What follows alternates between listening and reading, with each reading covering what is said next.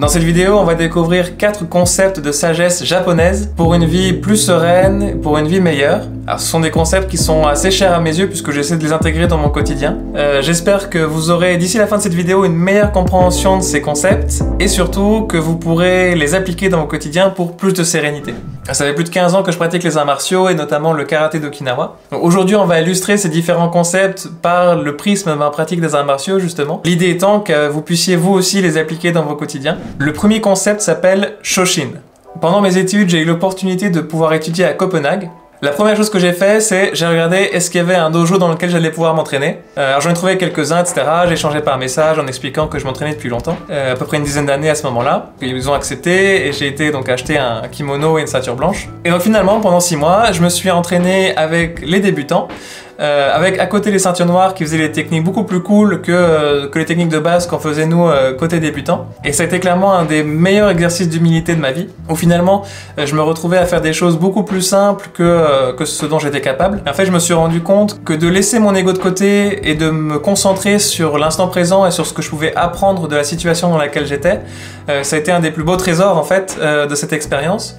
Parce que finalement, même en travaillant les bases, je me suis appris qu'il y avait pas mal de subtilités, qu'il y avait des choses un petit peu différentes dans leur approche, mais ça m'a aussi permis de continuer à travailler des choses qui sont de toute façon capitales, et qui sont toujours nécessaires, donc les bases dans les arts martiaux ou même dans n'importe quel, dans la plupart des sports. Et ça m'a permis en fait d'apprendre beaucoup plus sur moi-même que ce que je n'aurais cru, que finalement même dans des situations où on a l'impression qu'on sait déjà, en fait on ne sait pas, et ça c'est vraiment la mentalité de Shoshin, qui signifie donc l'esprit du débutant. C'est quelque chose qui est assez fondamental dans les arts martiaux, mais en fait qui est hyper applicable dans chacun des instants de notre vie. Quel que soit notre niveau de maîtrise, en fait, on a toujours l'impression de savoir certaines choses. Et en fait, l'idée de Shoshin, c'est que quoi qu'on pense qu'on sache, en fait, on sait rien. Et c'est une manière de toujours garder un esprit ouvert sur l'information qui se présente à nous, plutôt que de dire « Ah bah ça je sais déjà, je peux passer à la chose suivante », de toujours considérer qu'on peut apprendre plus, et de garder un esprit ouvert sur de nouvelles informations, laisser tomber les préjugés, laisser tomber ce qu'on croit savoir, pour justement garder le plaisir et l'enthousiasme dans ce qu'on peut apprendre. Et en fait, je me suis rendu compte que c'était vraiment indispensable pour continuer à progresser, et ça a vraiment été un déclic pour moi pour continuer à approfondir ma pratique des arts martiaux en considérant qu'il y avait d'autres choses et d'autres visions, d'autres pratiques. Donc ça a vraiment changé ma perspective là-dessus. Avant de passer au point suivant, n'oubliez pas de mettre un petit like sur la vidéo et de vous abonner. Le point suivant, c'est le Kaizen. Quand j'ai commencé les arts martiaux, donc j'étais débutant, et on était tous en ligne, donc on était comme dans Cobra Kai, hein, pour ceux qui ont vu la série. On donnait des séries de coups de poing, donc ce qu'on appelle les tsuki en karaté. Et mon professeur, donc mon sensei à l'époque, a dit une phrase qui m'est vraiment restée. Il a dit « Faites en sorte que chaque coup de poing que vous faites soit meilleur que le précédent, même si c'est un tout petit peu, c'est comme ça que vous progresserez. » Et ça, c'est vraiment la meilleure illustration du Kaizen possible.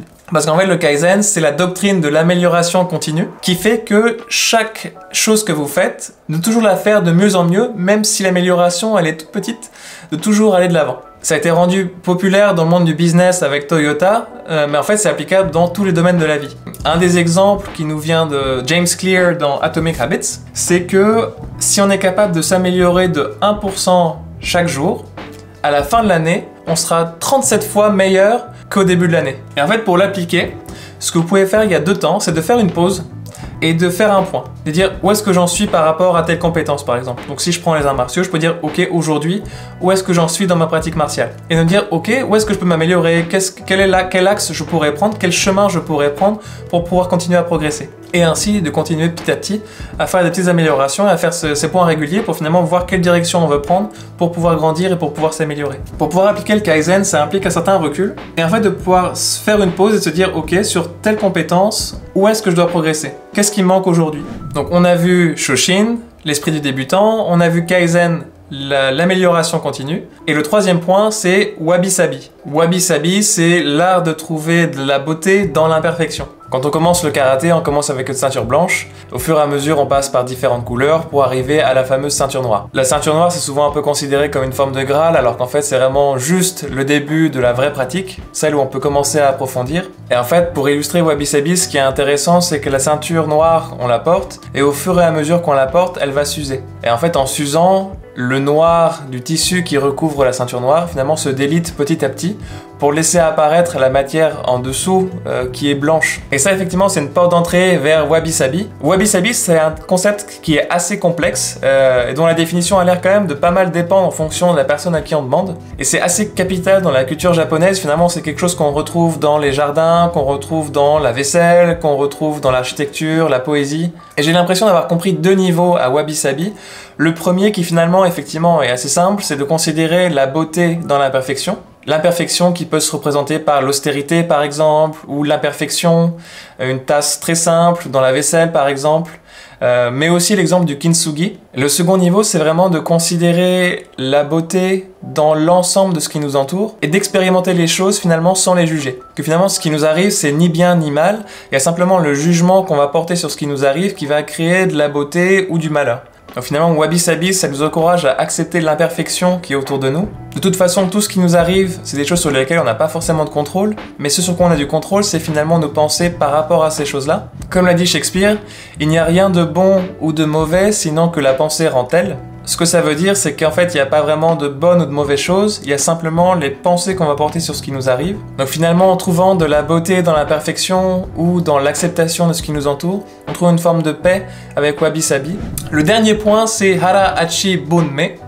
Alors je vous en prie, ne jugez pas mon accent japonais, qui signifie l'art des 80%. Alors il y a quelques années, j'avais eu la chance d'aller à Okinawa pour pratiquer les arts martiaux et pratiquer le karaté justement. Et Okinawa, c'est une île au Japon qui contient une des plus grandes concentrations de centenaires au monde. Bon, j'avais été hyper heureux, c'était top, c'était vraiment magnifique comme endroit. Et effectivement, deux choses culturellement m'avaient quand même marqué, c'était le rapport à la nourriture. Et en fait, c'est que avant de manger, ils regardent toujours leur plat pendant plusieurs minutes et ils essaient de ne pas trop manger non plus. Et en fait, de manger jusqu'à 80% de satiété. Manger à ces 80% de satiété, c'est ce fameux Hara Hachi Bunme. 80% de satiété, ça veut dire pas comme les parents dans Le Voyage de Chihiro, pour ceux qui savent. L'idée, c'est de pas être en PLS après votre repas avec le cerveau tout embrumé, mais au contraire, justement, de pouvoir garder une forme de clarté d'esprit.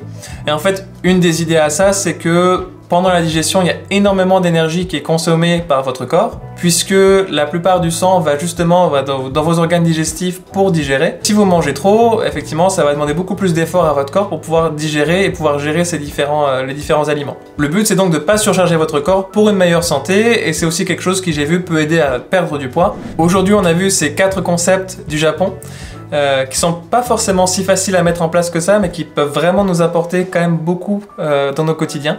Il y a beaucoup d'autres concepts japonais, donc n'hésitez pas à me dire en commentaire si ça peut vous intéresser d'autres vidéos de ce type-là. En tout cas, n'hésitez pas à vous abonner, et je vous mets une autre vidéo ici, où je fais également mention d'Okinawa pour cette fois-ci mieux dormir, donc n'hésitez pas à y jeter un œil si ça vous intéresse.